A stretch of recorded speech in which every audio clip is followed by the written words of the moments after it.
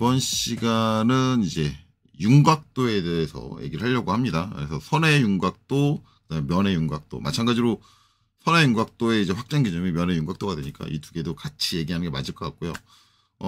이전에 했던 이제 진직도, 평면도, 그다음에 진원도, 그다음에 원통도. 이것들은 이제 각각 하나마다 이제 한 거의 3개 파트 정도로 나눠서 이제 영상이 찍혔을 텐데, 윤곽도는 그냥 이 영상 하나로 끝날 것 같아요.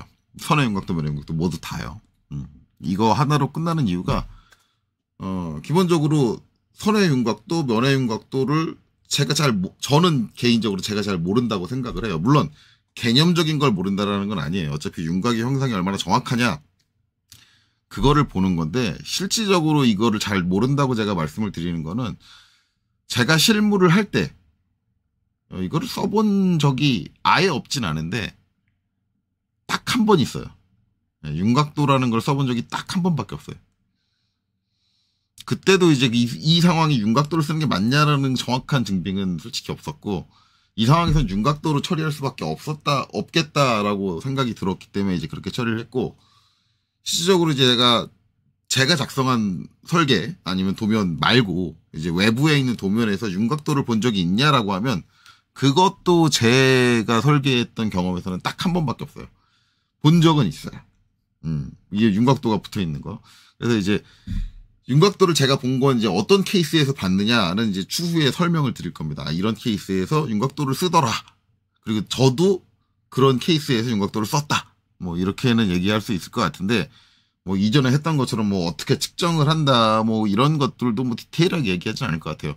그리고 솔직히 말하면 윤곽도라는 건 일반적으로 우리가 치수로 딱 정의된 이제 정돈된 형태보다는 막 곡선들이 엮여 있는 복잡한 형태를 측정을 하다 보니까 전용 측정기가 없어요. 왜냐하면 그 형상들이 어떻게 엮여 있을지는 예상해서 그 전용 측정기를 만들 수가 없거든요. 그래서 거의 대부분 이제 윤곽도는 어떤 식으로 측정을 하냐면 3차원 측정기라는 걸로 측정을 합니다. 3차원 측정기는 제가 일부러 모델링을 안 했어요. 그 모델링 하기도 귀찮고 번거롭고 뭐 여러 가지 이유가 있는데, 3차원 측정기가 뭔지는 여러분들 인터넷으로 검색을 하시면 돼요. 뭐 유튜브에서 검색을 하시든 뭐 그러면은 3차원 측정기 검색하면은 그거 이제 측정기 이제 가동하는 모습까지 다, 그거 가지고 이제 측정하는 모습까지 다 보여줄 겁니다. 제가 알고 있기로는 3차원 측정기 말고는 복잡한 형상을 측정할 수 있는 방법은 없는 걸로 알고 있어요. 그래서 이제 거의 대부분 3차원 측정기에서 할 거다. 3차원 측정기라는 건 이제 간단한 개념을 말씀드리면, 이제 우리가 이게 솔직히 말하면 이제 어떻게 얘기를 하냐면, 이것도 어차피 전문 용어가 나와야 되는데, X, Y, Z축을 다 가동할 수 있는 이거를 이제 3축 직교좌표 로봇이라고 그러거든요. 3축 직교좌표 로봇가 하나 있는 거예요. 그래서 X축, Y축, Z축을 움직일 수 있고, 이 로봇가 가동하는 가동 범위 내에서 이 앞에 게이지 달린 부분의 좌표를 얘가 입체 공간에서 그걸 인식을 할 수가 있어요. 그래서 물체에 갖다 대서 프로브를 갖다 대가지고 툭 찍으면 찍은 순간에 그 위치에 대한 좌표 값을 받아들일 수 있어요. 그래서 물건의 입체적인 형상들을 표면들을 막 연속적으로 찍어주면 이제 요새는 컴퓨팅으로 처리가 되기 때문에 3D로 딱 그려지거든요. 3D 스캔한 것처럼 공간상에서 좌표들이 쫙 조합이 되고, 그 좌표 조합된 것, 스캐닝한 이제 표면들, 프로브로 찍은 표면들을 조합한 걸 이제 연산을 해가지고 입체 형상을 이제 만들어주고, 실제 그 입체 형상이 얼마나 뭐 이제 정밀하게 나오느냐, 뭐 이렇게 하는데, 이 3차원 측정기는 거의 이제 대부분의 기하홍차를 거의 다 측정을 할 수가 있어요. 그래서 어떤 지그를 사용해가지고 뭐 특별한 지그를 만들어가지고 측정해야 되는 뭐 평행도라든가 뭐 진원도라든가 이런 것들을 전부 다 3차원 측정기로 그냥 퉁쳐버리면 다 측정이 가능하다. 그래서 가장 좋긴 한데, 이제 문제는 이제 그 측정기의 금액 자체가 워낙 비싸니까, 3차원 측정기는 3축 로봇이고 거기에 이제 프로그램까지 연동이 돼야 되고, 정밀도도 보증이 돼야 되고, 뭐 그러다 보니까 워낙 고가다 보니까 일반적인 회사에서 3차원 측정기를 갖추고 있진 않아요. 저도 이제 회사에 3차원 측정기를 써본 적은 있는데, 쓴 게 회사에서 3차원 측정기를 갖고 있어서 쓴 게 아니라, 이게 일반적인 중소기업들은 보유하기 힘든 금액대다 보니까, 이게 중소기업청에서 운영하는 데가 있어요. 그래가지고 그 중소기업청에서 신청을 하면은, 예약을 하면은 이제 잠깐 쓸 수 있게 빌려주는, 특정 자기가 예약한 시간대에서 잠깐 쓸 수 있게 빌려주는 그런 게 있는데 그때 가서 거기서 써본 게 전부예요. 네, 그래서 일반적인 회사에서는 보유하기 어렵습니다. 그래서 중소기업들은 대부분 중기청에서 운영하는 그 서비스를 이용을 해가지고 신청을 해서 잠깐 필요한 순간에만 빌려가지고 측정을 한다. 뭐 그런 식으로 측정을 하죠. 어쨌든 측정 관련돼서는 그게 전부니까 뭐 그렇게 넘어가고. 그래서 이제 오늘 이 영상에서 얘기할 거는 이제 윤곽도를 어떻게 명세하느냐. 그거 그냥 케이스 규격에 나와 있는 그것만 아마 얘기를 할 거고, 그다음에 이제 또 한 가지는 아까 말씀드렸듯이 제가 실제로 윤곽도를 활용하는 사례, 어떤 경우에 나는 윤곽도를 썼었다. 근데 그 외에 다른 경우에도 윤곽도를 쓸 수가 있을 거예요. 있는데 걔가 그거에 대한 경험이 없다 보니까는 모르겠어요. 솔직히 말하면 제가 이 영상을 찍기 전에 인터넷으로도 검색도 하거든요. 측정, 제가 모르는 이제 측정 방법이라든가 활용 예시라든가 그런 게 있을까 해가지고 하는데, 뭐 다른 것들은 다 잘 나오는데 윤곽도는 검색해도 이게 실제로 어떻게 측정을 하는지, 뭐 어떤 때 측정을 하는지, 어떤 때 이 윤곽도를 부여를 하는지 명확하게 정리되어 있는 그런 것들이 별로 없습니다. 그런 것들은 여러분들이 실제로 경험을 해서 사례를 찾을 수밖에 없다. 뭐 그러다 보니까 당연히 자연스럽게 이제 이게 전산응용 기계제도 기능사 같은 자격시험에 나오기는 상당히 어렵겠죠. 물론 이게 나올 상황이 제가 봤을 때는 전산응용 기계제도 기능사에다 윤곽도가 나오는 상황을 제가 봤을 때는 만들 수는 있어요. 문제로 만들 수 있는데 실제로 그렇게까지는 안 하는 것 같아요. 자, 그래서 한번 보도록 하죠. 일단은 케이스 규격에 정리되어 있는 거, 데이텀과 관련 없는 손해 윤곽도 명세라고 이렇게 나와 있습니다. 이제 중요하게 우리가 이제 키포인트로 잡아야 될 거는 굳이 데이텀과 관련 없는이라는 표현을 썼죠. 윤곽도에 대한 오해, 제가 예전에 이제 기아용차의 종류에 대해 설명을 할 때 분명히 말씀을 드렸습니다. 대부분 이제 선해 윤곽도든 면해 윤곽도든 윤곽도다라고 하면 이걸 대부분 뭘로 인식을 하느냐? 형상공차다. 이렇게 인식을 한다. 그래서 실제 강의하는 교수님들이 정리한 자료를 보면은 윤곽도가 형상공차에만 들어가 있어요. 그건 제가 분명히 지금 잘못됐다고 얘기를 했습니다.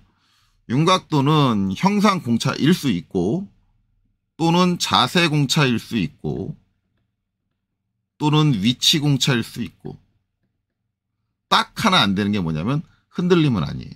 흔들림. 우리가 이제 기아용차의 종류가 4가지잖아요. 흔들림은 아니다.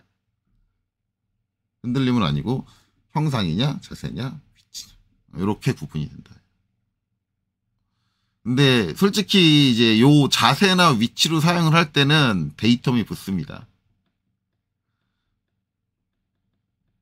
여기서 데이텀과 관련 없는이란 표현을 쓴 거는 형상공차로서의 윤곽도에 대한 내용이다라는 거예요. 데이텀과 관련 없는이란 표현을 굳이 쓴 이유는 그래서 쓴 겁니다. 형상공차로서의 윤곽도에 대한 설명을 하겠다라는 거고, 데이텀이 있는 경우는 이게 자세다 위치인데, 이게 그러면 자세일 때는 데이텀이 있는데 그게 자세인지 위치인지 어떻게 구분하나요? 솔직히 말하면 구분 못합니다. 이건 이게 자세로 인식될 수도 있고 위치로 인식될 수 있는데 명확하지가 않아요. 이거는 설계자가 설계한 그 곡면, 그러니까 연속되는 곡면의 표면의 용도가 그 면을 이용해서 그 면을 이용하는 다른 부품의 자세를 제어한다. 그러면 자세공차로 보는 거고, 아니다, 자세가 아니라 위치를 제어한다. 그러면 위치공차로 보는 거예요. 그러니까 실제로 내가 측정하려는 곡면이 어떤 역할로 쓰이느냐에 따라서 자세공차다, 위치공차다를 구분할 수 있지. 그냥 기아공차의 형태만 보고 이게 자세공차다, 위치공차다라고 딱 정의할 수가 없어요. 그래서 이제 그거는 어차피 설계자가 정하는 부분이다. 라는 거죠. 약간 좀 애매한 개념을 띠고 있어요. 그래서 저는 일반적으로 이게 자세공차로 보지는 않고요. 제가 사용했던 경우는 위치공차로 봅니다. 거의 위치공차. 제가 실제로 윤곽도를 썼을 때 위치공차로서의 윤곽도를 썼어요. 저는 그렇게 된다. 그래서 오해가 없었으면 좋겠다. 그래서 이제 그런 것을 구분하기 위해서 데이텀과 관련 없는이라는 걸 굳이 적은 거죠. 그래서 순수하게 형체만을 보는 윤곽도다라는 거예요. 자, 공차 형체는 이제 외곽 형체, 당연한 이거 항상 나오는 얘기죠. 형체이거나 그다음에 유도 형체다. 유도 형체도 가능하다. 유도된 형체. 뭔가에 의해서 유도된 형체면 가장 대표적인 유도 형체가 이제 중심선이죠. 중심선도 가능하다라고 하는데 형상공차 중심선을 형상공차로 보는 경우가 그 중심 궤적이 이제 아마 곡면을 띄고 있으면 가능할 겁니다. 그러니까 뭐 휘어 있는 파이프라든가 뭐 그런 것들의 중심을 이제 잡아야 된다라고 한다면 그때는 선의 윤곽도를 명시할 수 있을 거예요. 거기다가 어쨌든 유도 형체도 가능하다라는 거죠. 그러니까 공칭공차 형체의 성질은 명시적으로 선치수 형체나 선치수 형체의 집합으로 주어진다라고 돼 있고 기본적인 선 형태를 띠고 있다. 그러니까 선의 윤곽도죠. 예. 공칭공차 형체 모양은 직선의 경우에는 제외하고 명시적으로는 도면에 완전한 지시를 함으로써 무슨 얘기냐? 직선이 아닌 경우는 그 치수에다가 TED를 붙여줘야 된다는 거죠. 완전하게 TED 완전하게 정의된다. 뭐 그런 의미일 거예요. 자, 그래서 이제 이렇게 돼 있고 이제 그 다음에 이제 예시로 나와 있는 게 밑에 있는 그림인데 분명히 이제 데이텀과 관련 없는이라고 했는 데이텀이 나왔는데 이렇게 나오면 우리가 이제 예측이 가능한 게 쟤는 뒤에 붙었겠구나. 그쵸? 나왔죠. 요거는 저번 영상에서도 얘기가 나왔고 저번 영상엔 얘가 아니었죠. 이거 화살표였죠. 저번 영상엔 요거 화살표로 돼가지고 이렇게 된 거. 예. 여기서 얘는 뭐라 그랬죠? 방향지시자죠. 방향지시자고. 그 다음에 얘는 제일 처음에 나왔던 겁니다. 우리 이제 뭐 할 때 나왔죠? 진직도 할 때 나왔었죠. 얘는 이제 교차평면지시자죠. 교차평면지시자. 그래서 내가 이제 측정하기 위해서 이제 그린 궤적, 그러니까 이 표면을 측정한다 그러면 이제 이렇게 따라서 이렇게 쭉 그린 궤적이 이 평면상에서 그려져야 된다. 저기서 지시한 평면. 그러니까 이게 데이텀 A의 평행한 평면이니까 데이텀 A의 평행한 평면 안에서 쭉 저 곡선이 그려져야 된다. 그러니까 그렇게 되는 거죠. 그래서 솔직히 말하면 이제 프루브가 진행하는 진행 방향이 저 데이텀 A랑 평행하게, 그러니까 저 A에서 평행해서 벗어나게 약간 기울어져가지고 그려지면 측정이 되면 안 된다. 뭐 이런 의미를 갖추게 되는 거죠. 그래서 요거까지는 아는 걸 거예요. 그래서 지금 여기서 나온 데이텀은 이 이제 교차평면을 지시하기 위한 데이텀이고 실질적으로 요 기하 공차를 지시하기 위한 데이텀은 아니다. 그렇게 볼 수 있겠죠. 그래서 기하 공차 이제 얘는 데이텀 없이 쓰이는 거니까 당연히 이제 공차값, 공차역 뒤에는 데이텀이 붙진 않고 이제 이렇게 나와 있는데 그 위에 이제 또 여러분들 이건 또 뭐야? 네, 이런 것들이 나오죠. 일반적으로 이제 여러분들이 대부분 기하 공차 공부하는 게 전산응용 기능사, 뭐 이거 일반 기계 기사도 마찬가지죠. 그 실기의 영역에 머물러 있으니까는 저런 게 나오면은 저건 또 뭐야? 네, 이렇게 나와요. 왜냐면 저런 거 표시해가지고 하는 학원, 가르치는 학원 봤어요? 없어요. 저런 거를 다루는 학원은 못 봤어요. 간혹 가다가 대학 강의들 유튜브에 올라온 거 보면 그때는 좀 나오더라고요. 대학 쪽에서 하는 강의. 그쪽에서는 간혹 가다 나오는 경우는 봤는데 일반적인 학원 교육에서 저게 나오는 쪽은 본 적 없다. 학원 강의들은 저런 거 하면 그런 거 안 써요. 필요 없어요. 그렇게 얘기하는데 뭐는 개떡같은 소리예요. 그러니까 학원 강사들은 거의 대부분 자기들이 저걸 몰라요. 저런 게 있다라는 것도 모르고 저런 거 보면 이제 당황합니다. 근데 당황하는 거를 들키면 학생들한테 무시당할 것 같으니까 그런 거 있는데 안 써요. 저런 거 몰라도 돼요. 이렇게 하고 넘어가요. 말이 안 되는 얘기죠. 자, UF 요거 이제 제가 드린 자료 잘 읽어보신 분들은 요거 한번 봤을 거예요. 저 제일 앞쪽에 이제 붙는 기호들 형태들 쭉 정리된 쪽에 저 UF라고 있었어요. 저게 이제 유니온 피처일 거예요. 유니온 피처. 통합형체입니다. 통합형체. 통합형체하고 이제 뒤에 알파벳이 붙어 있죠. D부터 E까지. 그리고 형상에 D가 있고요. E가 있습니다. 무슨 얘기냐? D점과 E점 사이에 이 모든 형체가 하나의 형체인 것으로 인식을 한다는 거예요. 여러분들은 이게 각이 앉았으니까 이거 표시 안 해도 굳이 하나의 형체로 인식하잖아요. 라고 생각할지 모르겠지만 그렇게 인식이 안 돼요. 얘는 면이 5개의 조합입니다. 어떻게 5개의 조합이냐? 여기 직선부. 그렇죠? 여기 직선부. 요거 개별이에요. 그리고 얘는 R이 이쪽이죠. 요 공면 하나. 그 다음에 R이 이쪽인 공면 하나. 그 다음에 R이 이쪽인 공면 하나. 총 5개예요. 그러니까 5개의 면으로 보는 건데 지금 만약에 이 UF가 없는 상태에서 이렇게 지시를 하면 가운데 이 공면만이다 라고 오해할 소지가 있다라는 거예요. 저 가운데 있는 저 공면만으로 오해할 소지가 있어. 그렇기 때문에 명확하게 여기서부터 여기 사이라고 정확하게 하나의 면으로 봐서 측정해 주세요라고 UF를 붙여주는 겁니다. 그래서 저거는 이제 통합형체다라고 이해하시면 돼요. 그래서 그 측정 범위를 명확하게 해줬다. 어디까지가 하나의 면으로 인식을 해야 되는가. 그런 거죠. 그래서 이제 이게 이렇게 되는 건데, 요거에 대한 이제 해석 같은 경우는 이제 이렇게 나오죠. 실제로 이제 이렇게 요 형상을 따라서 이렇게 된다는데, 이게 이제 기본적으로 데이텀이 없는 이다잖아요. 그럼 이제 밑에 보면은 데이텀 시스템과 관련된 선의 윤곽도 명세가 나와요. 똑같은 형체로 이렇게 그려져 있죠. 근데 차이가 있는 건 요거죠. 이번에는 데이텀이 여기에도 붙었다. 그리고 바닥에 데이텀 B가 추가가 됐죠. 그리고 TED가 하나 더 추가됐습니다. TED.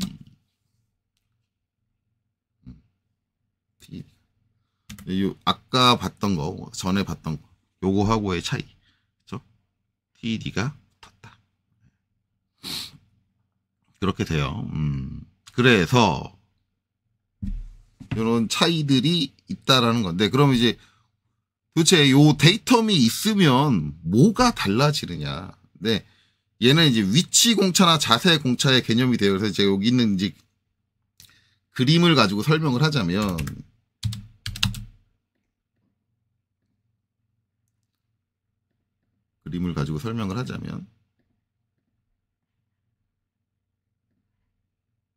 요걸 하나 복사해 볼게요.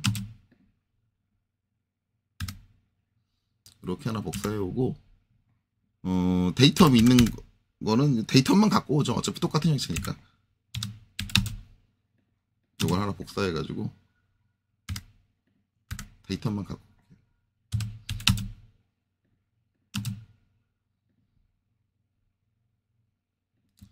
자, 요렇게 된 거 하고, 그러니까 요렇게 지시된 거 하고, 얘하고 차이는 뭐냐. 어쨌든 교차평면은 똑같습니다. A에 대해서 교차평면이 지시된 건 똑같으니까 요 뒤에 교차평면 지시하는 무시해도 되겠죠. 측정할 때 이 A랑 평행한 평면에서, 여기 보면 이제 위에 이제 그림 예시 나온 거 보면 측정할 때 이 교차평면과 요 데이텀 A와 평행한 평면에서 요렇게 측정을 해가지고 해야 된다. 그러니까 실제적으로 측정 게이지가 움직일 때 요 평면을 가이드해서 움직여야 돼요. 방향이 평행하게 맞게. 그렇게 해가지고 움직여서 측정을 하는데, 저렇게 적용이 되는데, 뭔 차이냐. 네. 여기 도시된 거를 형상에다가 제가 직접 붙일게요. 요렇게 된다는데, 이게 값이 0.04니까, 여기다가, 이렇게 되겠죠? 서클,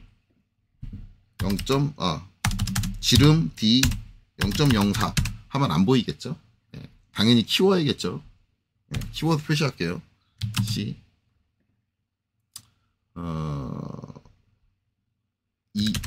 2 하면 4니까. 이렇게 해서 이제 얘가 이걸 쭉 중심이 이렇게 쭉 따라가잖아요. 따라가는데, 만약에 지금 얘처럼 이제 바닥면에 데이텀이 붙지를 않았다면, 이게 이제 실제 제작이 됐을 때 이럴 수 있단 말이에요. RO. 바닥이 1도가 기울어서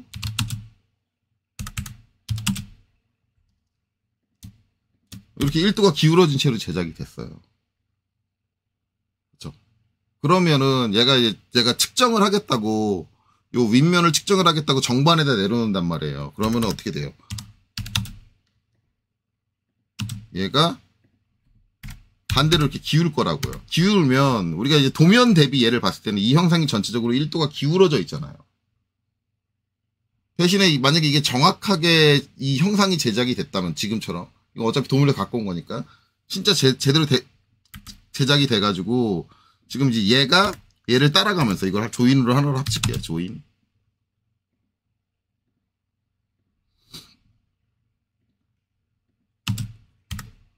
그리고 얘가 옵셋 2 해가지고, 저 원이 저 형상을 따라가는 요 범위 안에 들어오게 이 곡면이 가공이 됐다 그러면, 이 바닥면을 기준으로 생각하면 기울었으니까 형상이 안 맞다라고 볼 수 있지만, 얘 순수하게 그거 바닥면이 기운 걸 제외하고 요 위만 보면은 지나간 궤적 자체는 정확하게 공차 범위 내에 들어오게 제작이 된 거죠.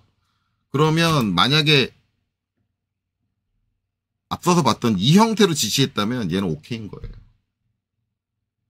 요 지금 그린 요 사이에서 뭐 이렇게 휘어가지고 뭐 이렇게 곡면이 제작됐다 그러면 윤곽도가 오케이인 거예요.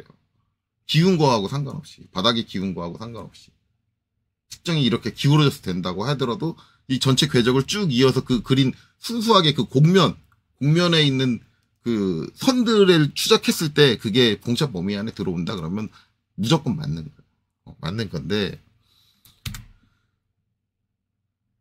얘는 다르다라는 거죠. 얘는 보면 이제 데이텀 B가 엮여 있잖아요. 그러면은 얘는 이렇게 바닥에 기울면 안 되는 게 뭐냐면 데이텀 B가 엮이면은 B에서부터 각 포인트에 대한 높이 값이 있을 거 아니에요. 그 높이 값을 유지해야 돼요. 기본이. 그 높이 값을 유지한 상태에서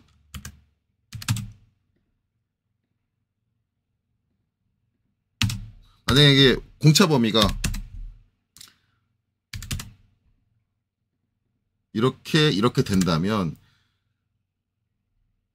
이 높이 값을 유지해야 되니까 만약에 바닥이 기울면 어떻게 돼요? 한쪽 높이 값이 요 안에 들어온다 그래도 확 떨어지게 되죠. 그럼 기울어진 거에 영향을 받는 거예요. 만약에 이 바닥이 기울다. 이 바닥에서부터 요 범위, 요 바닥에서 절대적인 요 범위 안에 들어와야 되는 게 제가 얘를 하나 카피를 해서 갖다 놓을까요? 공차 범위 너무 넓게 잡아가지고 들어오긴 들어오겠네요. 근데 아까처럼 이게 0.04다라고 하면 얘는 안 들어오는 거죠.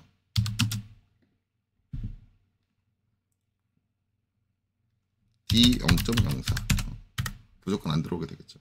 물론 1도가 기운 것도 너무 과장된 거지만 만약에 뭐 어쨌든 그래서 이제 만약에 공차 범위가 요걸 좀 요거보다 요렇게 뭐 공차 범위 이렇게 된다 요렇게 요 정도가 얼마일까요? 한 0.5 정도?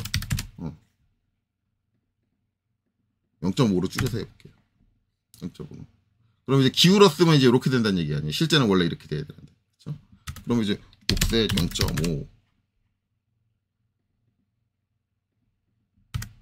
그럼 얘가 벗어났잖아요. 요 바닥에서부터의 높이가 벗어났잖아요. 그러면 이건 불량이다. 근데 만약에 요 데이텀이 없다. 라고 하면 요렇게 기울어 있어도 우리가 도면상에서 봤을 때는 저기가 저렇게 기울면 이렇게 벗어난 거야 되지만 이게 아니라 이 바닥면의 각도를 무시하기 때문에 전혀 상관이 없는 거기 때문에 데이텀이 없는 거기 때문에 얘는 이걸 그대로 그냥 1도 기울인 거 아니에요. 얘는 오케이가 나는 거죠. 전혀 상관없다. 그냥 그 형체 자체만을 본다. 그런 의미가 돼요. 그래서 실제 이 곡면, 이제 우리가 측정하려고 하는 곡면 자체가 어딘가에 귀속돼서 그 거리값이 유지돼야 된다. 라는 게 거의 포인트가 돼요. 이제 그래서 데이텀이 붙느냐, 윤곽도에 데이텀이 붙느냐, 안 붙느냐, 이렇게 되는 거고. 어쨌든 이제 이런 식으로 해석이 된다. 그럼 밑에 거를 좀 더 자세히 들여보면 나머진 다 비슷한데, 이제 중요한 거는 이런 식으로 이제 데이텀이 들어가고 해주면 추가적으로 추가되는 게 뭐냐? 이쪽 TD가 반드시 들어가요. 왜냐하면 데이텀으로부터 내가 측정하려고 하는 형상의 한 군데, 최소한 기준이 되는 한 군데는 TED, 이론적으로 정확한 값으로 여기가 무조건 50이 나와야 돼. 이런 식으로 주어져야 돼요. 그래서 위치 치수가 하나, 기준 치수가 TED로 정의가 돼야 된다. 요게 반드시 있어야 되고, 그 다음에 이제 좀 특별한 건 얘가 이제 데이텀이 일반 데이텀이 아니라 뭐예요? 시스템 데이텀으로 돼 있죠. 시스템 데이텀으로. 근데 누가 먼저예요? A가 먼저예요. A는 아까 교차평면 지정할 때 사용했던 예죠. 그러니까 이면이 먼저예요. 저가 이제 요게 되게 이제 좋은 예제인 게 데이텀 A가 지시가 됐잖아요. 그럼 측면에 보면 이제 이렇게 돼 있단 말이에요. 저게 이제 데이텀 A가 먼저 지시했다는 게 얼마나 중요한 거냐면 데이텀 A가 이렇게 지시가 됐다는 건 아마 이제 얘를 측정을 하려면 바닥에 내려놔야 될 거예요. 데이텀 A가 먼저 닿아야 되기 때문에 이렇게 내려놓을 거라고요. 측정할 때는 정반에다가 이렇게 내려놓을 거예요. 데이텀 A가 닿게. 정반 표면에 이게 만약에 정반 표면이다 라고 한다면 이 정반 아이고 왜 0번으로 가니? 정반 표면에 데이터 A가 닿기 이렇게 놓을 거라고요. 이 상태에서 만약에 얘가 가공이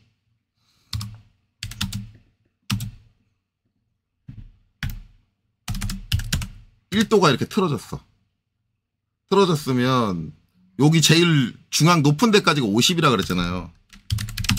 그러면 여긴 50이 나오는데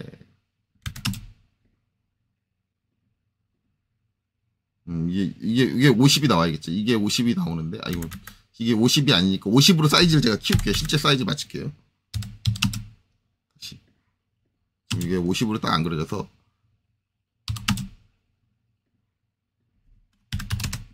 스케일을 맞추고 얘기를 할게요. 요것도 마저 정리를 하고 또 마저 정리를 하고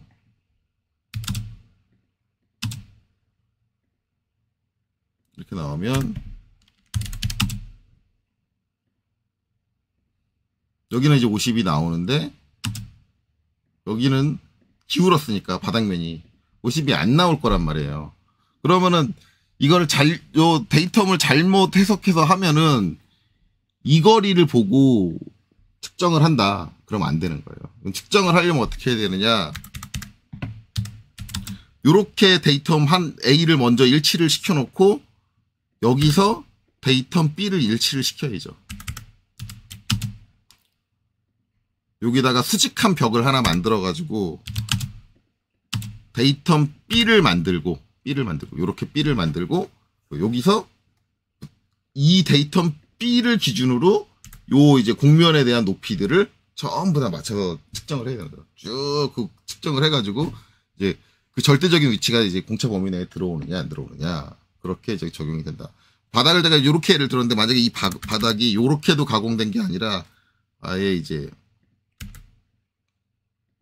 만약에 9번 꺾였다. 대충 그릴게요. 이렇게 꺾였다가 이렇게 꺾였다. 그러면 여기 50 나오는데 여기는 50이 안 나올 거 아니에요. 50보다 더 클 거 아니에요. 이러면 어떻게 해요? 데이터 A가 먼저 닿은 상태에서는 여기에 이렇게 벽을 못 세워요. 그렇죠? 벽을 못 세워요. 여기 튀어나와 있기 때문에. 그럼 어디에 벽이 서요? 여기에 벽이 서요. 그러면은 요만큼 뜬 상태로 측정을 하는 거예요. 지금 여기 표기된 거, 요 데이텀 시스템 데이텀이라는 그런 식으로 적용이 되는 거죠. A를 먼저 닿게 하고, 그 다음에 B의 데이텀을 생성을 해서, A를 기준으로 직각으로 B의 데이텀을 생성해서, 요 데이텀 피처인 요 바닥면과 딱 이렇게 일치시키고, 일치시켜서 떨어지는 것들은 무시당하는 거죠. 무시당하고, 일치된 쪽에서 기준으로 해가지고, 거길 기준으로 이 이제 곡면 전체의 높이를 파악을 하는 거죠. 윤곽 높이를. 그렇게 된다. 그런 개념으로 해석이 된다. 그렇게 이해하시면 됩니다. 저렇게 이제 윤곽을 확인을 한다. 이렇게 되고요. 그 다음에 이제 뭐 그 외에는 요거 이제 해석 안 되는 거 없죠. 혹시 여기 나와 있는 해석 중에 제가 설명한 걸로 모자라다, 넌 더 충분한 해석을 듣고 싶다 그러면 어디가 이해가 안 가는지를 이제 댓글로 작성을 해서 주시면 이제 그건 제가 추가적으로 설명을 드릴게요. 제가 그 말을 이해를 하면. 어쨌든 저렇게 된다. 해가지고 이제 뭐 이거 해석하는 건 이제 마찬가지로 이런 식으로 나옵니다.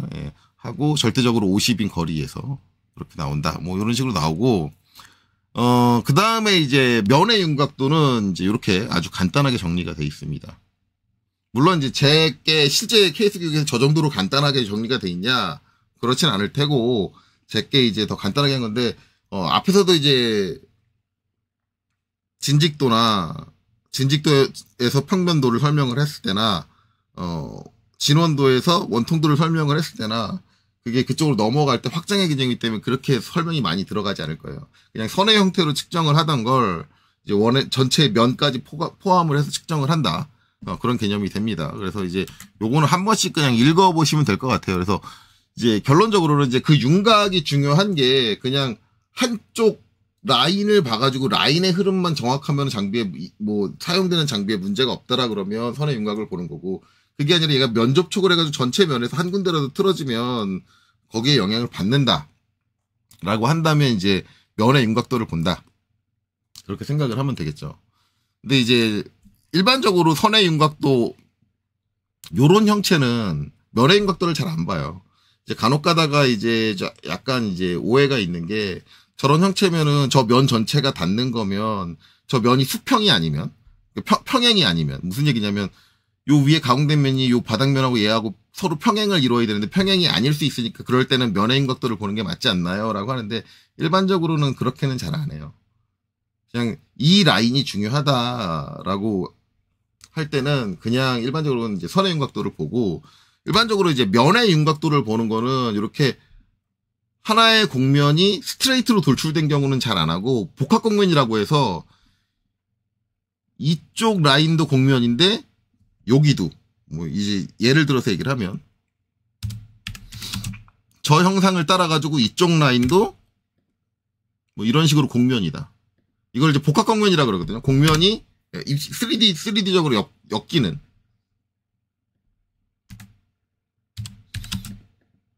저 라인을 따라가는데 이런 식으로 이제 엮여가지고 복합 곡면을 이루고 있다. 입체적인 곡면을 이루고 있다. 대부분 이제 면의 윤곽도를 볼 때는 저렇게 입체적인 곡면이 나오면 그때서야 이제 면의 윤곽도를 본다.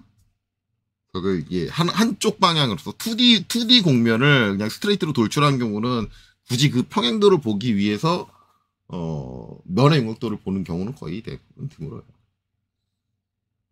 그렇습니다.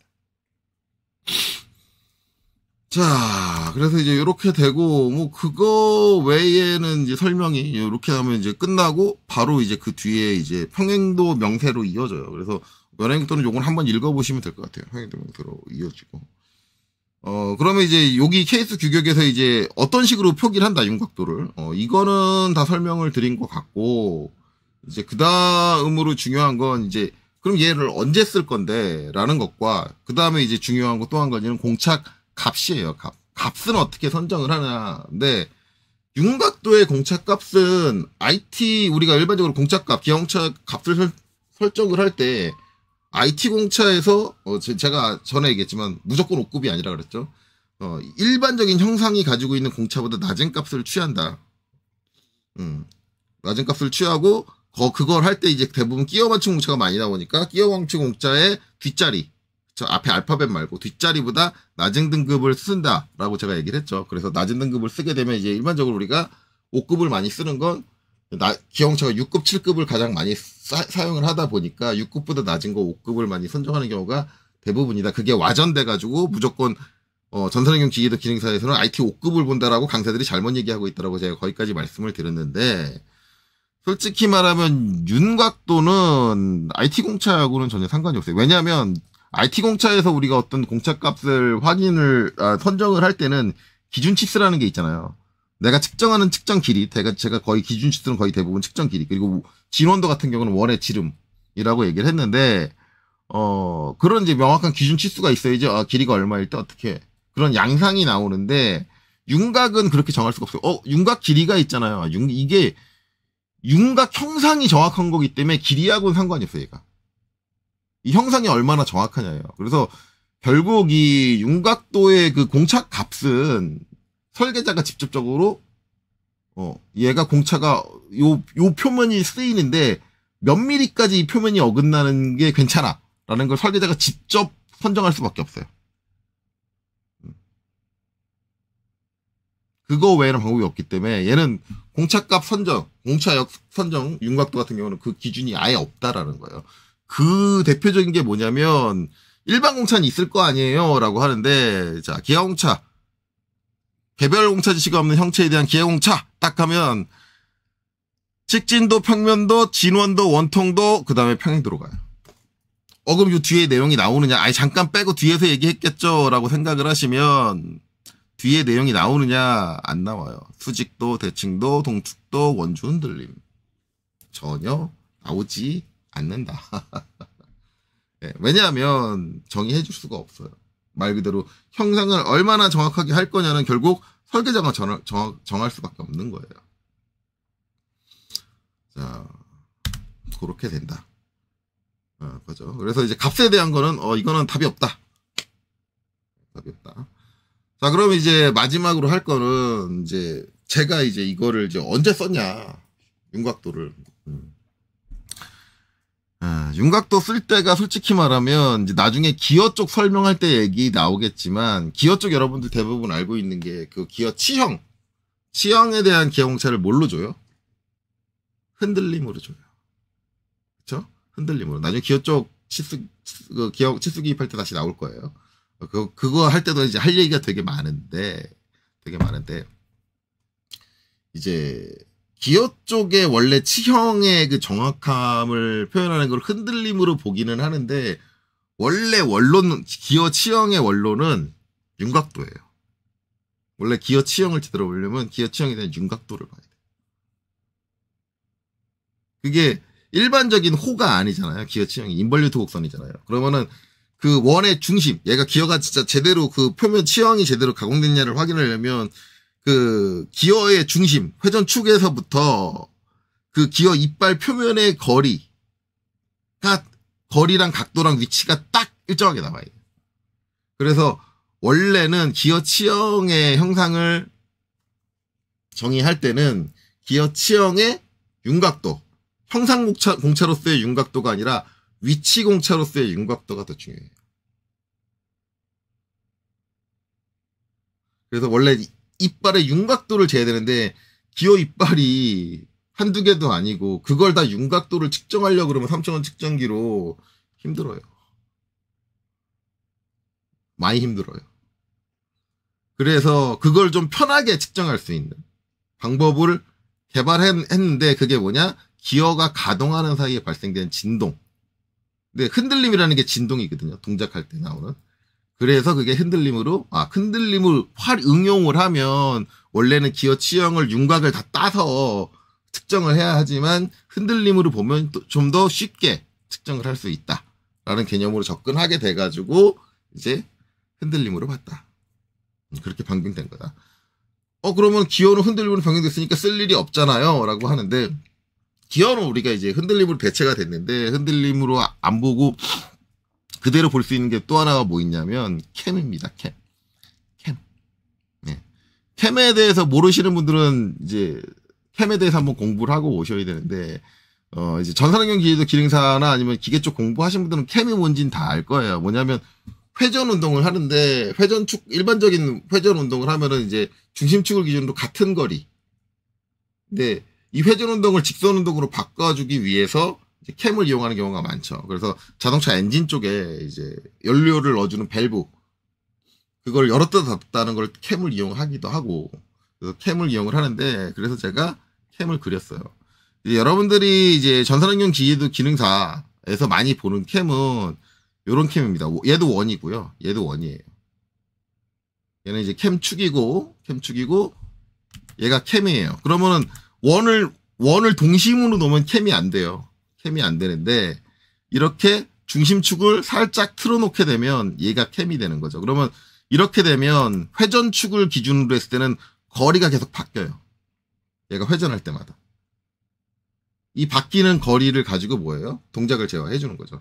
그래서 얘 같은 경우는 정확하게 180도 기준으로 해서 반 바퀴를 돌면은 여기가 7.5고 여기가 12.5니까 요 표면에 닿아 있는 애가 5mm를 왔다 갔다 하는 거죠. 슬라이더가. 그렇죠? 이게 캠이에요. 그래서 우리가 이제 전산환경 기계도 기능사에는 이런 캠이 많이 나와요. 왜냐면 쉽거든. 전산환경 기계에서 이런 캠이 많이 나오는 게 쉬워요. 그리기 되게 쉬워요. 그렇죠? 왜냐면 이렇게 지름 주면 끝나니까. 중심거리 떨어진 거. 근데 실제 실무에서 이런 캠을 많이 쓰느냐? 캠을 설계할지 모르는 쪽. 그러니까 캠이라는 걸 설계해 본 적이 없다. 라고 하는 사람들은 어쩔 수 없이 이걸 쓸 수밖에 없어요. 얘가 제일 편해요. 그냥 말 그대로 이 값과 이 값의 차만큼 동작을 한다. 그것만 따주면 되기 때문에 결국은 원 2개 그려놓고 편심량만 조정을 하면 원의 직경하고 편심량만 조정을 하면 내가 동작하는 동작 거리가 나오고 이런 원형 캠을 쓰면은 이제 캠 선도라고 하는데 실제 가감속 제어가 어떻게 되느냐 이렇게 돼요. 이거는 뭐냐면 각도 10도를 핀 거예요. 이제 일반적으로 회전체니까 얘의 속도, 동작 속도를 얘기할 때는 각속도를 얘기하거든요. 그럼 얘가 한 바퀴를 균일한 속도로 돈다라고 하면 지금 보면 요 10도로 제가 쪼개놨는데 10도라는 게 뭐예요? 어쨌든 이게 한 칸에 10도씩이니까 전부 다 균일한 속도로 이렇게 쭉 시간은 흘러가는 거예요. 회전 균일 속도로 가면 그때 회전당 이게 삐져 올라오는 거리가 뭐냐? 전진한 거리죠. 그게 점차적으로 어떻게 돼요? 점점 여기서는 처음에 10도 갈 때는 조금밖에 안 올라가죠. 이거 무슨 얘기냐면 천천히 움직인다는 얘기예요. 속도가 천천히 있다가 점차적으로 간격이 벌어지죠. 이렇게 쭉쭉쭉쭉쭉 벌어지죠. 뭐예요? 점점 가속을 하는 거예요. 점점 빨라져요. 동작 속도가. 그러다가 얘가 정점을 찍을 때 되면은 중간을 지나가지고 되면 다시 간격이 줄어들기 시작해요. 그래서 감속을 해가지고 딱 온다. 그래서 원형 캠을 쓰면 내가 가감속 설계를 할 줄 모른다 라고 해도 기본적으로 가감속이 자연스럽게 들어가요. 그래서 이제 원형 캠을 써요. 일반적으로. 대신에 이제 원형 캠은 전제 조건이 있죠. 이렇게 편신 캠 같은 경우는 전제 조건이 뭐냐면 무조건 동작이 180도 기준으로 나눠져요. 내가 동작이 120도 기준으로 나눠져야 되는데 그러면 그거 안 되는 거예요. 그쵸? 무조건 180도 기준으로 나눠져요. 그래서 180도 오면 반바퀴 오면 무조건 정점을 찍어야 돼. 근데 나 전점 찍는 게 180도가 아니라 좀 다른 데인데? 그러면은 이 원형 캠이 안 되죠. 자, 어찌됐든 기본적으로 이제 원형 캠을 설명을 드리면 이 편심 캠 같은 경우는 전산응용 기계도 기능사 시험에 많이 나왔었어요. 기출 문제로 많이 존재를 하는데 이거 이제 기형차 어떻게 주느냐? 이제 결국은 이제 여기 중심하고 여기 중심 요 사이에 편차값이 중요하잖아요. 편차값이 중요하니까 얘를 정밀 공차를 줘요. 그러니까 중심거리 허용차 그거를 이제 값을 주죠. 정밀하게 2급으로 해가지고 그걸 주고 나서 이제 뭘 해주냐면 이 원의 축과 이 원의 축이 평행이다. 그래서 평행도를 줘요.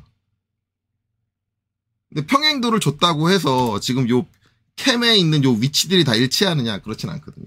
요 일치성을 보장하기 위해서 뭘 하냐면 이 원통에다가 원통도를 줘요. 원통도를.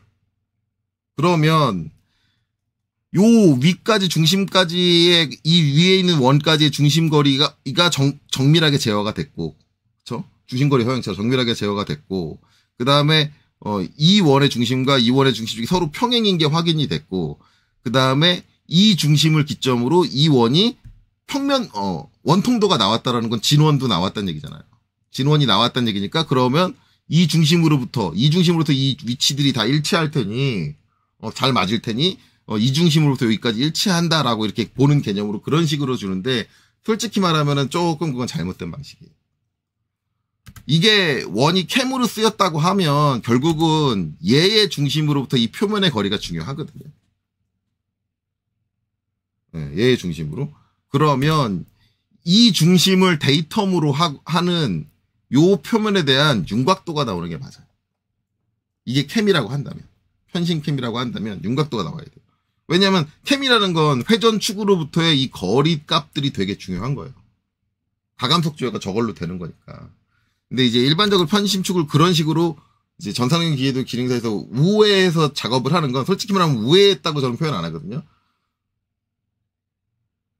기본적으로 이 캠에 대한 내용을 그 문제 만든 사람들이 잘 몰라요. 캠에서 뭐가 중요하냐. 그걸 모르는 거예요. 그걸 어떤 식으로 표현해서 맞춰야 되느냐. 그걸 모르는 거예요. 모르니까 그렇게 여러 가지 기형체를 엮어서 그렇게 한다. 근데 이 편심캠을 그렇게 쓰는 게 잘못됐냐라고 하면 솔직히 말하면 잘못된 건 아니에요. 왜냐하면 편심캠이라는 게 캠 설계를 할 줄 모르는 사람들이 쓰는 게 편심캠이에요. 말 그대로. 몰라. 모르고 그냥 나는 정점 찍었을 때 높이랑 제일 하점 찍었을 때 높이 그것만 그냥 아니까 그거 가지고 그냥 캠 막 설계할래. 그게 편심캠이기 때문에 원래 모르는 사람들이 쓰는 거라 뭐 그것까지 크게 뭐라고 할 생각은 없어요. 그러니까 그런 식으로 표현해도 된다. 근데 이제 한 가지 얘를 원통도를 굳이 줬는데 솔직히 말하면 중간에 뭘 본다 그랬어요? 얘의 중심과 얘의 중심이 평행을 한번 봤잖아요. 그럼 원통도 줄 필요 없어요, 솔직히.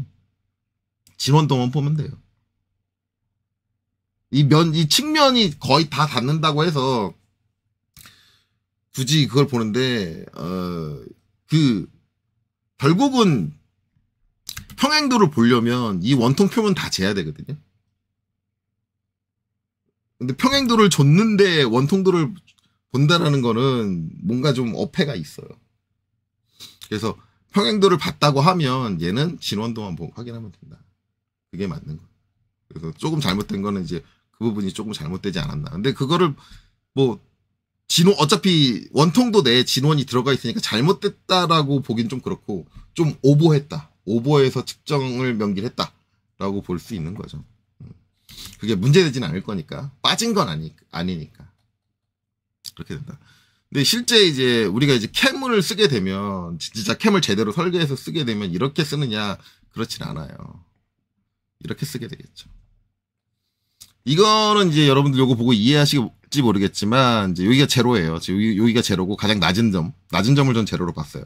제로고 이제 얘랑 똑같이 5mm가 올라가요. 근데 5mm 정점을 찍는 게 얘는 제가 얘기했잖아요. 180도를 돌면 여기서 180도를 돌면 여기서 정점을 찍는 거잖아요. 정점을 찍는데 얘는 정점을 찍는 게 어디냐면 240도를 돌면 정점을 찍어요. 그리고 나머지 120도에 다시 원래 위치로 복귀해야 돼요. 저점을 찍어야 돼요. 그렇죠? 그럼 얘는 뭐냐면 업할 때는 천천히 올라가고 다운할 때는 얘의 2배속으로 빠르게 내려온다. 일반적으로 우리가 캠을 쓴다는 건 이런 가감속을 제어하기 위해서 캠을 써요. 저 회전 운동을 직선 운동으로 변경을 하는데 캠을 이용을 해서 일반적으로 이제 그 직선 운동의 속도 또는 위치를 내가 제어를 하겠다라고 할 때 캠을 쓰는 거예요. 일반적으로. 그래서 이제 이렇게 되는 거죠. 그러면 이제 이 캠을 작동하는 방법은 이제 결국은 아까 여기서 이제 제가 10도 간격으로 이렇게 쭉 나열을 했듯이 전체 회전각, 한 바퀴 회전각을 쭉 이렇게 해서 분할을 해요. 분할을 하고 어느 포인트에서 어떻게 할 거냐. 네, 이것도 설계를 좀 복잡하게 하면 이런 식으로 가는 거죠. 이제 처음에 회전을 할 때 처음에 첫 구간에서 80도까지 가는 동안은 어디까지 오냐면 여기까지가 뭐냐면 딱 1mm 업이에요. 직선 운동이 1mm만 업한다. 무슨 얘기냐면 천천히 80도까지는 천천히 올라가다가 그다음에 이제 80도를 넘어서면 처음 80도 구간을 넘어서 그 다음에 80도 구간은 어떻게 해야 되느냐? 등속으로 가요. 속도가 변하지 않고 등속으로 갑니다. 이게 이제 곡선이 되면 가속이 붙는 거예요. 가속이 되든 감속이 되든 들어가요. 점차 빨라지고 점차 느려지고. 근데 등속이 되면 어떻게 돼요? 이게 이렇게 직선으로 딱 가죠. 경사선 하나로 딱 가요. 그래서 얘네들은 요게 한 칸이 10도라 그랬잖아요. 한 칸이 10도라 그랬으니까 10도당 올라가는 양이 균이래요. 1에서 0.375. 그러니까 10도당 0.375mm씩 올라가는 거예요. 0.375에 또 0.375가 더해지니까 1.75가 되고 1.75에 0.375가 되니까 2.125가 되고. 그러니까 여긴 지금 등속 운동을 하는 거예요. 80도 동안 등속 운동을 하고 그 다음에 정점을 찍을 때 천천히 스탑을 천천히 해야죠. 천천히 감속을 해야지. 그래서 80도 지나고 나면 또 천천히 감속을 해서 이제 최종 5mm. 그러니까 여기도 80도 동안 1mm만 움직이는 거죠. 그래서 가속 구간, 등속 구간, 감속 구간 240km 움직이는데 이렇게 움직인다. 그래서 실제적으로 이런 위치를 다 표시를 해가지고 이렇게 한 다음에 이걸 다시 각으로 변환해서 일일이 다 그걸 이제 길이들을 이제 환산을 해가지고 저렇게 캠을 설계를 하는 거예요. 그래서 저런 걸 이제 캠 설계라고 하죠. 자, 이렇게 설계를 했다라고 하면 이건 원도 아니고 원통도도 안 되겠죠. 그럼 이거의 정확도는 어떻게 할 거냐? 정밀도는 어떻게 할 거냐? 그때 여기다 뭐를 붙여줘요? 여기다가 윤곽도를 붙여줘요. 단 그냥 윤곽도로만 붙여주면 안 되죠. 이 형상이 딱 맞는 게 중요한 게 아니라 회전축 얘의 중심으로부터 여기까지 즉 각 포인트의 거리들이 다 맞아줘야 되는 거예요. 근데 이게 얼마의 공차 범위에 맞아주느냐는 결국 설계자가 정하는 거죠. 자, 제가 얘기했을 때 80도를 도는 동안 1mm를 그러니까 업되는 게 1mm가 업이 돼야 된다. 그러니까 80도 돌면은 딱 1mm가 업된 상태가 딱 맞아야 돼요. 그런데 여기서 내가 이제 이 기하공차 값을 어떻게 설정을 하는 거냐면 1mm인데 여기서 딱 요 1mm 왔을 때 저기서 1.2mm까지는 내가 허용할 수 있어. 딱 80도로 해서 1.2mm 오차 나는 거는 허용할 수 있어. 그러면 어떻게 되는 거예요? 그러면 공차 허용은 0.4가 되는 거죠. 왜냐면 편측이니까 상부로 1.2mm까지는 내가 허용할 수 있어. 그렇게 들어가는 거예요. 접근이. 그러니까 위아래로 0.2mm 정도 편차나는 건 상관없어. 80도 돌았을 때. 그건 결국 누가 정한다? 설계자가 정한다. 이런 식으로 정하는 거야. 윤곽도의 고익교수. 그래서 제가 실제 실무에서 저도 이제 어떤 이제 클램프 장치인데 이 클램프 해주는 동작이 캠을 통해서 이루어져요. 캠을 통해져서 이루어지기 때문에 이제 그때 캠 선도를 작성을 하는데 문제는 이제 이게 되게 조그만 부품이에요. 조그만 부품이어가지고 이 공차 정밀도가 상당히 문제가 됐거든요. 그냥 아무 표시도 안 하고 하면 표면이 막 형태는 맞는데 그 회전 축으로부터의 그 거리들이 다 일정하지 않아가지고 동작이 제각각 돼버린단 말이에요. 그 부품이 되게 많이 들어가는 부품이거든요. 그 부품이 위치마다 동작 속도가 다 달라. 이러면 안 되잖아요. 그러니까 어떻게 해요? 그 회전 축을 기준으로 해서 걔를 데이터로 해서 거기다가 뭘 준다? 그 표면에 대한 윤곽도를 준다. 그런 식으로 사용을 하죠.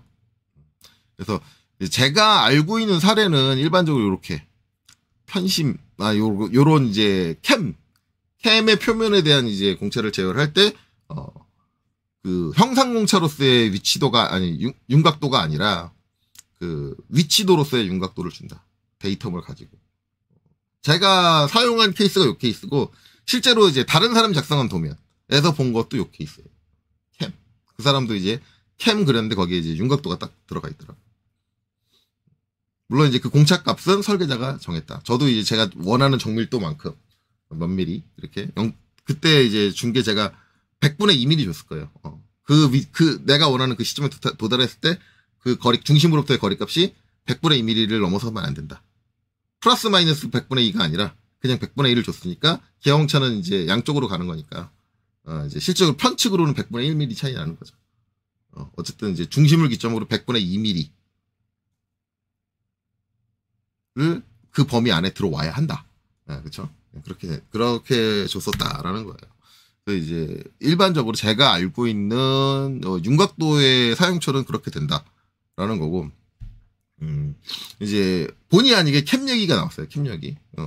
이제 솔직히 말하면은 이제 어차피 이제 본래 제가 얘기하려고 했던 건 다 얘기가 끝났고 이제 여기서 영상을 끝내야 되는데 요 캠이 나오다 보니까 조금 아쉬운 점이 있어요. 이제 국가자격 시험에서 솔직히 말하면 제가 이제 전산응용 기계도 기능사 수준에서 최소한 요런 캠 작도하는 것까지는 문제가 나와야 되지 않나. 이게 되게 문제가 심각한 게 뭐냐면 제가 취직할 때, 제가 회사를 입사할 때만 해도 거의 대부분 학생 단계에서 캠을 한 번씩 다 그려봤어요. 캠 설계를 한 번씩 해봤어요. 그러니까 지금 제가 한 이거는 캠 설계의 기초 중에 기초예요. 실제 캠 전문가들은 이거보다 더 복잡하게 수학 공식이 나온다든가 뭐 그런 것들이 있거든요. 그것까지는 저도 몰라요. 왜냐면 제가 캠 전문 설계자가 아니기 때문에 그것까지는 모르는데 그래도 하다못해 내가 원하는 그 회전 위치에서 내가 원하는 거리를 제어하기 위해서는 어떤 식으로 캠을 디자인을 해야 되는가 이건 알아요. 이게 가장 기본이거든요. 이건 기초 설계만 한 거예요. 실제 캠 전문으로 설계하는 사람들이 이거 보면은 우스울 거예요. 에이, 저런 초보적인 단계를 막 그렇게 생각하실 거예요. 근데 그분들이 하는 전문적인 단계까지 저는 몰라요. 솔직히 말하면. 이제 단순히 거리값만 문제되는 게 아니라 여기서 나오는 이 곡선의 이제 그 각도도 영향을 받거든요. 그것까지 제어할 수 있어야 돼, 원래. 캠 제대로 하려면. 지금 보면 약간 중간에 우는 것처럼 보이는데 그런 부분이 발생을 하거든요. 그런 부분들 어떻게 처리하는가. 원래 그런 것까지 다 들어가야 되거든요. 그래서 그것까지 다 제어가 돼야 되는데 이제 저는 그거 없이 그냥 그 위치에서 이제 거기 맞는 이제 이게 들어간 것 뿐이고 간단한 건데 근데 하다못해 요 정도의 수준의 캠 설계 정도는 전산응용 기계도 기능사에는 나와줘야 되는 게 아닌가.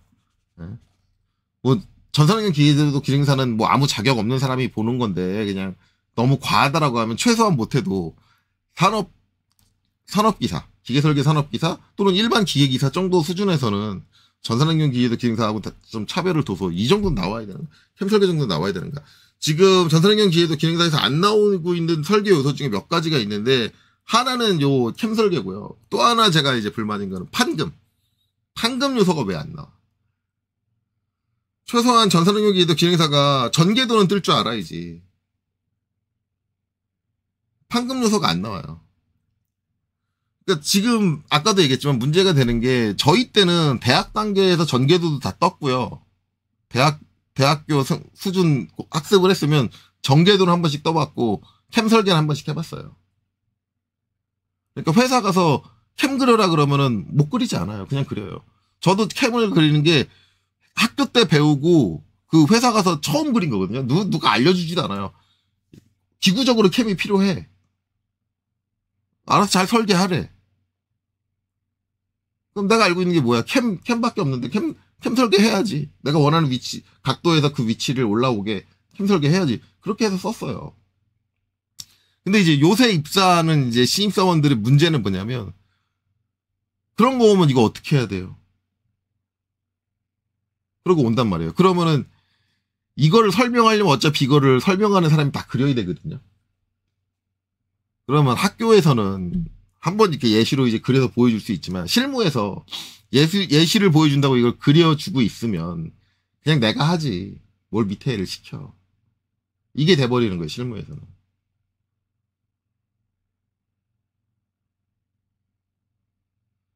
이거 말고도 판금의 전개도도 마찬가지 개념이 돼요. 전개도를 뜰 줄 모르니까 그냥 내가 하지. 뭘 밑에 애를 시켜. 이렇게 돼버려요.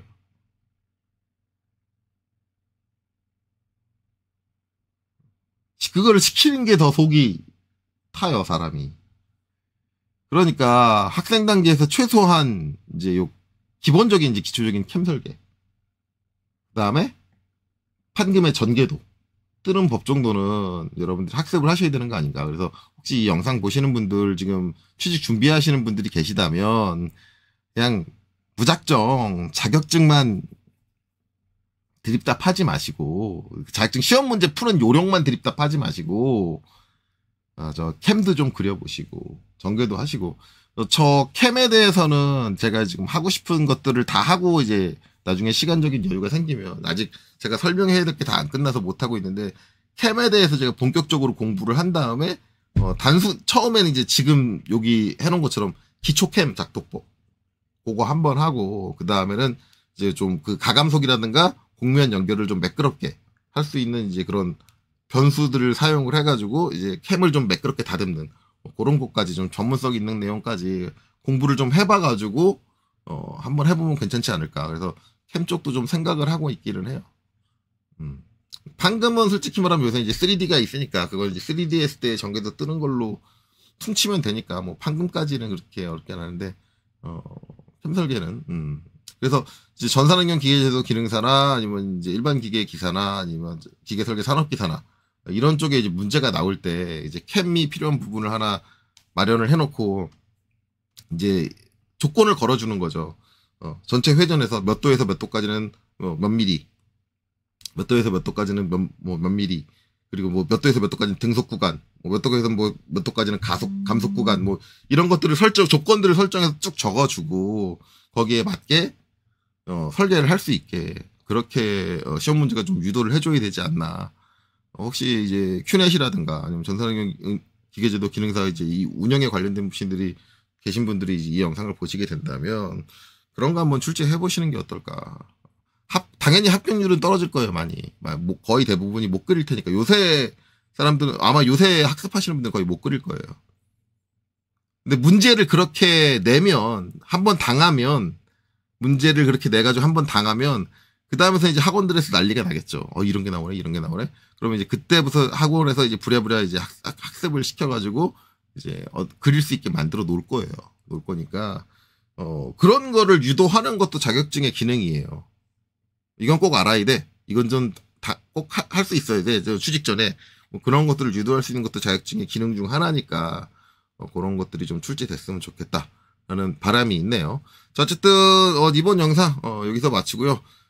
다음 영상 이제 언제 찍게 될지 모르겠는데 솔직히 말하면 다음 영상 준비해야 될 게 좀 많을 것 같아요, 자료. 그래서 안 그래도 요새 영상을 이제 원활하게 못 찍는데 요 평행도 관련돼서는 솔직히 말하면 이제 여기서 뒤에서부터는 진짜 자주 쓰는 기하공차거든요. 요 뒤부터는. 그리고 측정 방식이 되게 다양해요. 요 뒤부터는 측정 방식이 되게 다양하고 조건도 되게 많아요. 그래서 그런 것들을 모두 다 묘사를 하려면 저도 고민을 좀 하고 자료 준비를 좀 많이 해가지고 들어가야 될 것 같아요. 어쨌든 그거 하느라 안 그래도 요새 지금 영상 찍을 시간이 별로 없는데 더 시간이 걸리지 않을까 그렇게 예상을 합니다. 자, 어쨌든 이번 영상 여기까지 봐주시느라 수고 많으셨습니다.